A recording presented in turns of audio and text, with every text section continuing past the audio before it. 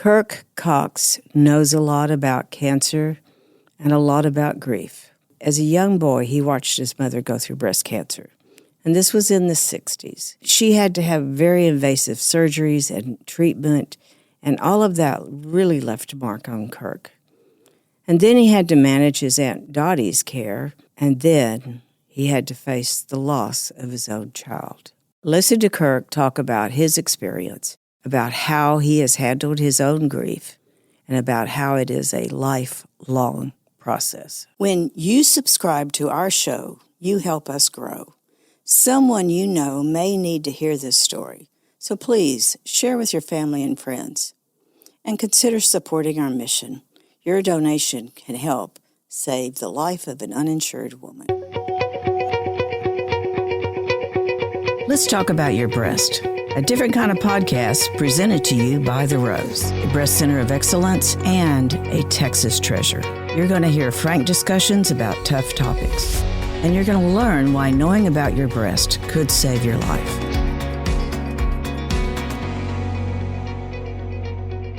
Kirk, thank you so much for being with us today. It's just such a pleasure to have you here. Thank you for having me. I appreciate it.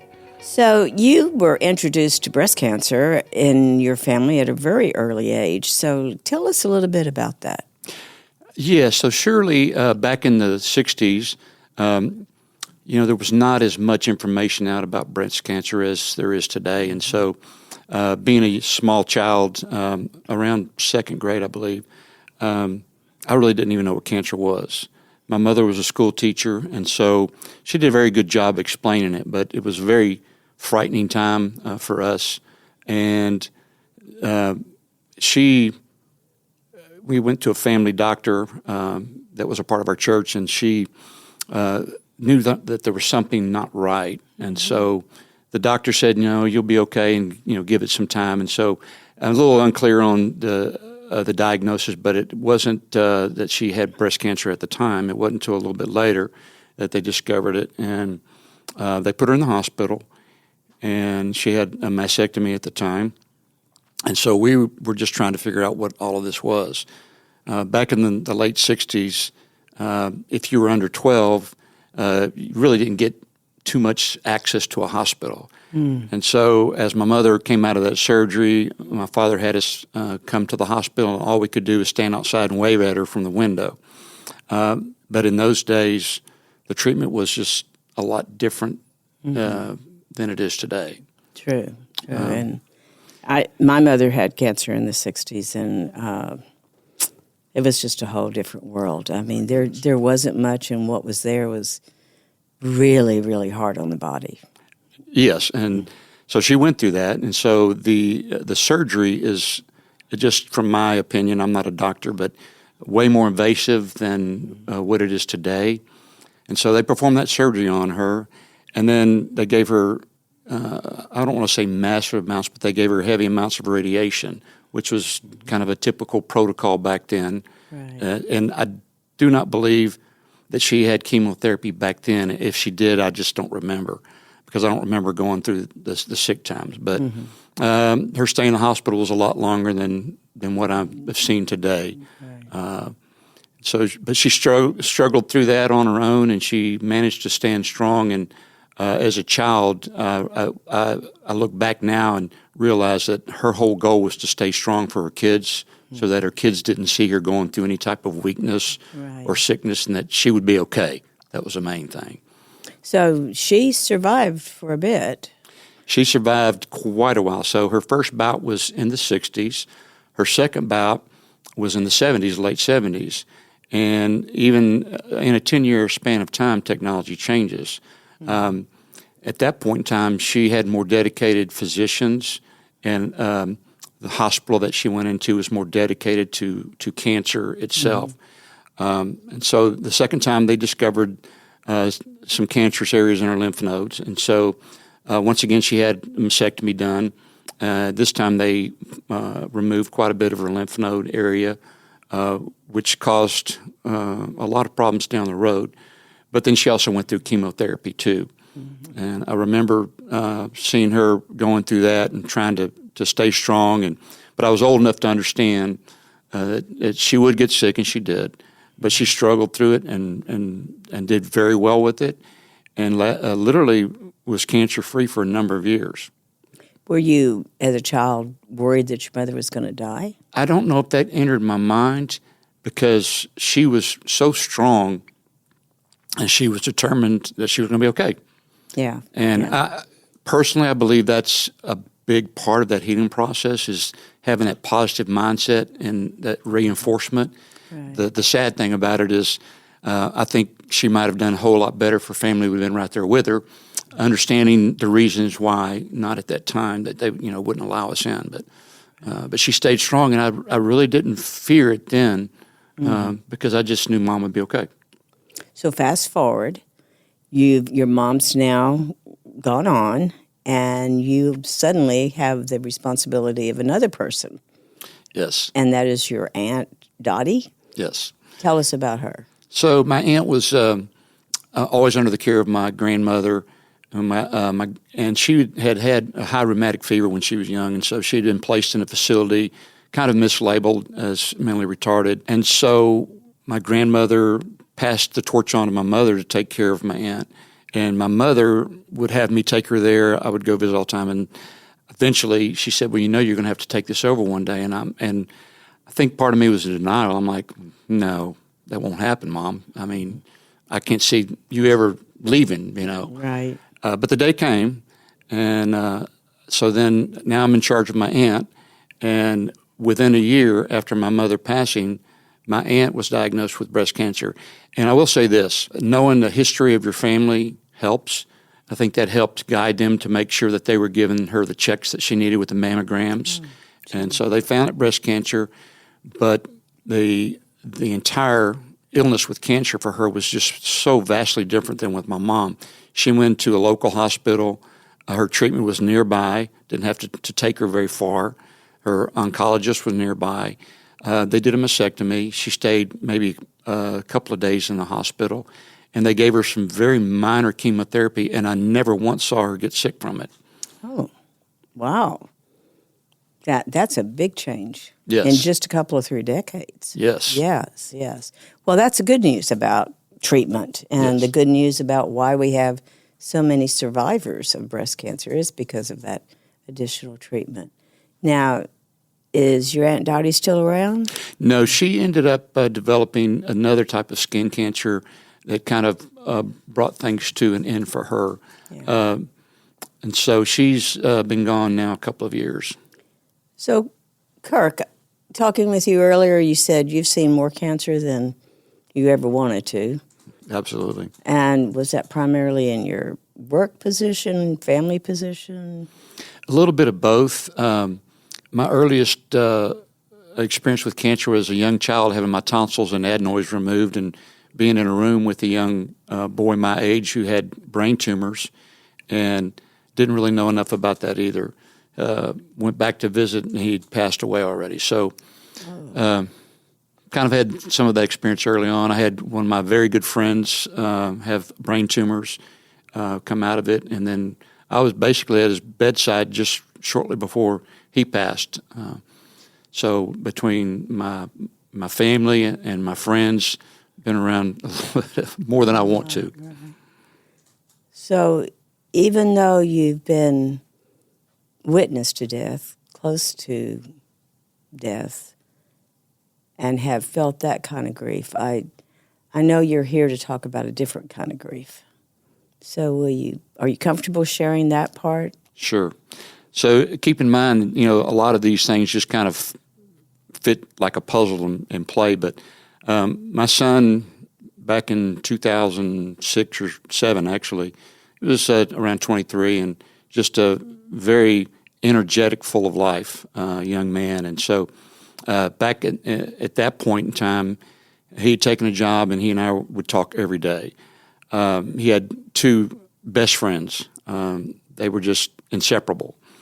They decided to go on a fishing trip and went to Sam Rayburn, got out on the lake, and they were fishing. And so a storm came up on the lake, and they were catching fish, though.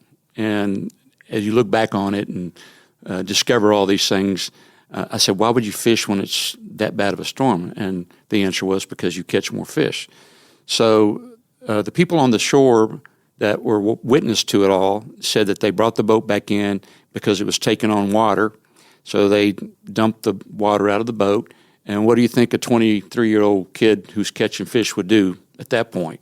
Turned around and went out again. Turned right around and went right back out. Oh. And he and his best friend, and his best friend Eli was a little bit bigger than he. Dave was pretty small stature. But as they were out in the boat, the storm just got worse, and somehow the boat got tangled up, and my son's best friend went overboard.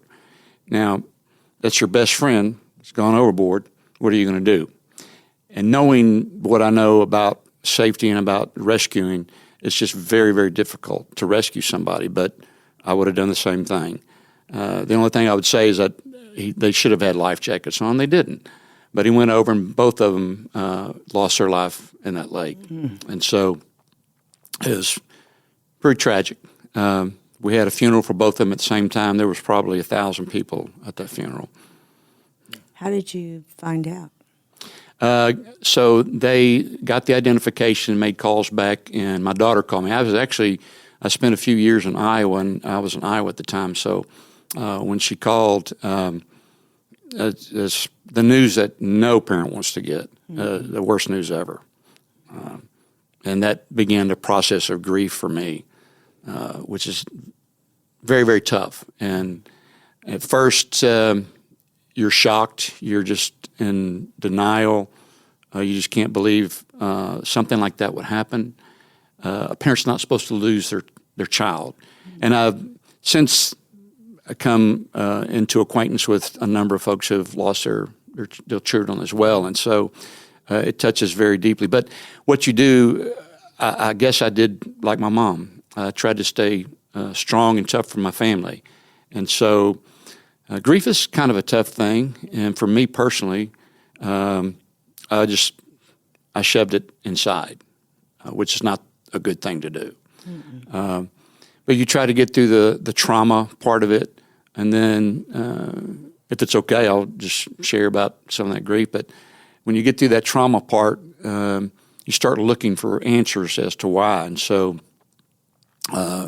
you can get into a blame game where you're blaming a lot of things on blaming yourself, and at the end of the day, you have to come to a realization that none of that really matters. What matters is you don't have your loved one anymore, and so you try to wrap your family around you and do the best you can with that. But to try to stay strong and to act like everything's okay is tough too, especially when you're harboring so much grief inside. What does that feel like? What does grief like that feel like? It's just it's just so massive, and I guess I do a pretty good job of hiding that. And so people didn't know what to say, and I didn't necessarily want them to say anything. I wanted to hold it in private and keep it to myself. And so, but your day-to-day functions can be affected by that. You get distracted by things. I got so distracted and so much that when I went back to work in a plant, I got my finger caught in the door, just total distraction, and I lost the end of my finger. So, but you're a safety I'm a safety engineer. You're the person looking for all those kind of things, right? Yes, and so for that to happen to me, and at the time, I would never have admitted that it was a distraction, but when I went back and looked at it, it was truly a distraction. How long was that time before you could go back and look? It took probably a couple of years because you just go through phases of even with that of being in safety. And but what I will say this, and not to change things, but before I came back here, one of the best things that I did with this is the funeral director in Iowa where I was at just said, "Look, I've got an option. I've got a grief counselor if you'd like to go talk. It's absolutely free." And I battled with that because you have a lot of male pride and you don't want to do that. That was the best thing I ever did. So it took you a bit though to go do it. Yeah. I had to let go and I had to go in there. And so one of the things that she helped me realize right off the bat, and it's amazing how you can recognize those things. She said, "You're shelving your grief. You're hiding inside, aren't you?" And I said, "Yeah." I said, you got to figure out how to deal with this. And no two deaths are the same. And so I get very aggravated when someone says, well, I know what you've gone through. No, you really don't. And I never say that because you really don't know what somebody's gone through. Mm-hmm. And I've been around kids who've tragically died one reason or another, suicide or whatever. And the best I can say is I've been in a similar situation, understand. But she helped me to realize that I needed to figure out a way to pull that grief off the shelf and deal with it. And I needed to deal with it on a somewhat frequent basis.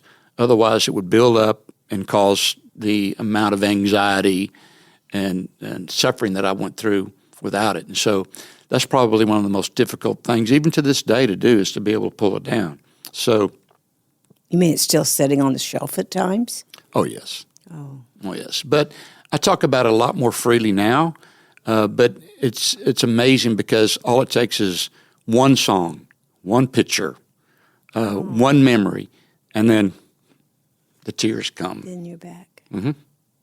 So it's a tough thing, but I will say this: learning to deal with it and involve people that love you helps. Important. Are you back at the moment you heard that David was gone? Or are you back in that moment of when he was alive? So sometimes I prefer not to dwell upon his accident or him not being here anymore. What I do is I go back and look at the times we spent together. I go back and look at the last pictures I have of him, the last family trip that we had together, and he was feeding a deer out of his hand. Things like that. Yeah. But you miss him. Oh, yes. So and I'm fascinated by what your counselor told you about. You have it on a shelf, and you have to take it down. Did you physically image that, or how did you do that? How did you take it off the shelf? Well, I had to just pull it off and deal with it, and that meant a lot of tears, a lot of crying, a lot of just battling through that, the rough spots together, and then coming to the grips that I've got to find the positive in it. And Mama taught me that. My mother taught me that, especially going through cancer, and always try to find good in it. Mm-hmm. And so that's been the struggle of my life, is finding the good, because it makes no sense as to why it would be good that you don't have your child with you anymore. Mm-hmm. Has it helped me as a person to be a little bit better? Yes. And one thing I will say about this is my son, he was a junior, by the way, so his name was Kirk as well, but we called him David. He was the most happy-go-lucky kid you'd ever know. And I remember he would get mad at somebody or something, and then within a day or so, it was like it never happened. He had washed it all away, best friends again. And so that was the thing that struck me the most with his passing. And I told my family, I've told many people this: don't let anger, don't let these misunderstandings get the best of you. Find the best in people and let go of it, and you'll be much happier. Find resolution, find forgiveness, and it will fare you much better. And I've tried to live that principle like he would. Just live life in a happy-go-lucky manner as much as you can. The time that it took you to be able to come to grips with it, was that a year, 2 years, still going on? It's a constant thing. And the funny thing about grief is that you really never know when something is going to trigger that grief. But I think what people don't realize is if it's at that point in time when it's being triggered, that if you put it under, subside it, you basically shelf it, that's when you're going to have more problems. It's not always convenient to be able to cry in front of a lot of people and whatnot, but you have to find that time to do that. So you're driving down the road and a song comes up and you think of your lost loved one, embrace it. Get through it, and it really will help you. Well, how do you honor his memory today? Oh, so many ways. I planted a tree in my backyard. I have some of his things that he had that for the first time since he's passed away, I performed a wedding for some very good friends of mine, and it was just the right time. Can't explain why, but he had some puka shell necklace, and I wore it for the wedding in honor of him. Oh. And I'd never done that. Oh, interesting. Yes. You kept some of his things. Oh, yes. Oh, yes. Yeah. I still have a cap that was his, an A&M cap, so we're Aggie fans. Yeah, right. So you've been quasi-counselor for others who have lost people, it sounds like. Yes. And do they find you, or do you just make yourself available? I just try to make myself available. First and foremost, if someone doesn't really want to talk about it, there's nothing I can do to get someone to talk about it. And so I make myself available if you want to talk about it. I've seen way too many kids that have gone on and with parents that are left remaining. Barb's got one of those. Her brother lost their daughter. And so you just try to make yourself available. And that's exactly what I did with him. I told him, look, I'm here if you want to talk about it. And so it takes a while for people to open up and be able to talk. Mm-hmm. But isn't that all we can do? Just be there? That's a good question. I really would like to do more, and I think I actually got involved in a meeting called Grief Share at a church that had common folks that would come together that had lost loved ones, and just to talk about it in more of a group type setting. So my desire is to be able to look into that more. I'd like to possibly do a podcast on grief where I can have some of those folks that I know come in and talk about it from their perspective and their angle, and then to hopefully help somebody out there who may be struggling with not even knowing how to grieve. How to grieve, yeah. Do men speak up as much as women in those groups? Not as much. Men are just as myself. Just it's harder. You want to try to be tougher. And so it's very hard to get most men to open up and talk about it, which I'm quite surprised that the grief counselor I had was able to, peer in and get me to talk, but she did.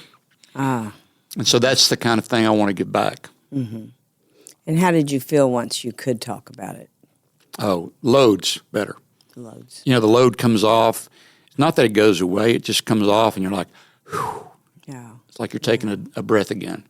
So many times I hear folks, not with that kind of grief, but even the breast cancer journey can be tough and sounds like a little bit like your mom. They have to be strong for the family, but the moment that they say, I need some help, then things shift. There's a difference in their physical being, a difference in their mental being.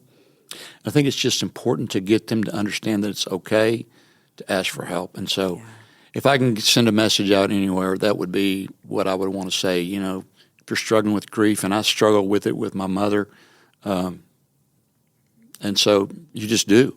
But you have to find a way to deal with it. And with my mother, in the case of cancer, she was such a long-time survivor that when she finally passed away, I now live in the house that I grew up in. Was kind of talked into it from family who were very sentimental, but it really became a healing measure too, because just as my mother would do, she would sit outside and watch nature and birds, and that's exactly what I do in honor of her. Mm-hmm. But that alone can be therapeutic. Absolutely. It's amazing how many people now are being encouraged, just go outside, just be in nature. Forget all the stuff you're hearing inside and watching the news and all that. Yes. I mean, that can drain us in a way we don't even realize. True, very true. To get outside and to be able to see the birds, and then you find yourself saying some of the things your mom would say, and it's like you can feel that. I can feel her presence with me, right, if I can say it that way. Oh, of course. I mean, we believe that there's a lot more to us than just what we see here and now. Absolutely. And she'd be so honored that I'm here today. Oh. So do you Do you still find yourself talking to David? Oh, yeah. I mean, there's not a day that goes by that I don't think of him, not one day. It's just some days there's way more involvement in what I'm thinking about and doing than other days. And so it's just one of those things that you have to learn to comprehend or recognize those days when they come and figure out what to do and not let them go by too quickly. And sometimes just saying I'm in that day can help. Yeah. Because your loved ones don't always pick up on what it is you're doing. That's exactly true. So I'll say this just for the sake of my better half being here.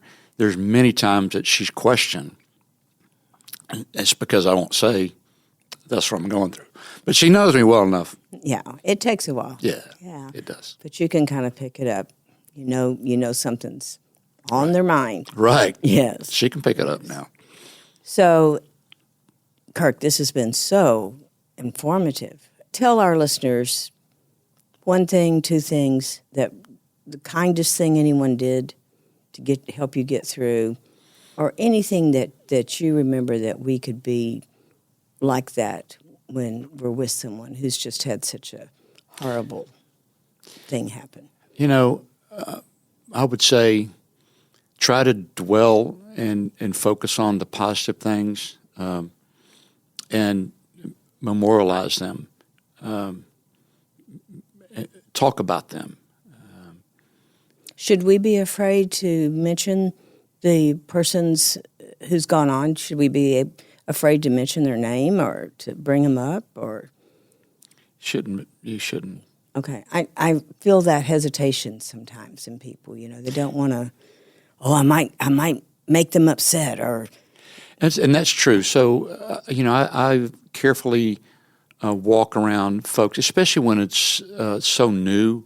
Mm-hmm. It's important to know that you have a group around you, not just family, but friends that support you and that will be there for you when you're ready. Yeah. And it's also important to follow up with some check-ins because not everyone is willing to just open up. So sometimes just reaching out, checking in on you. How are you doing? Anything I can do? Anything you can talk about? Because I've realized with especially parents who lose their children, it's very tough to talk about sometimes. Anything else you'd like our listeners to know? No, I really appreciate being able to be here with you and share. And this is probably one of the first times I've shared as much, but it's time. And I would say that you guys are doing such a great job here, and I'm so impressed by all of it. And I've been around so much, and I've seen so many small children with cancer too. All of my visits to the hospital, and there's nothing more heart-wrenching than to see a child who has no control of their body having to go through some of these things, and much less anyone else with cancer. And so I'm a very big supporter of all that we can do. And I see there's new technologies coming out all the time, and I still am impressed. I was looking at some today as well and very impressed with where they've come. I think we can do a lot more, both physically and emotionally. And right. I'd love to be able to help. Well, you have, I know today, for so many people. Thank you so much for being with us. Thank you for having me. Thank you for joining us today on Let's Talk About Your Breasts. This podcast is produced by Speak Podcasting and brought to you by The Rose. Visit therose.org to learn more about our organization. Subscribe to our podcast, share episodes with friends, and join the conversation on social media using hashtag Let's Talk About Your Breasts. We welcome your feedback and suggestions. Consider supporting The Rose. Your gift can make the difference to a person in need. And remember, self-care is not selfish. It's essential.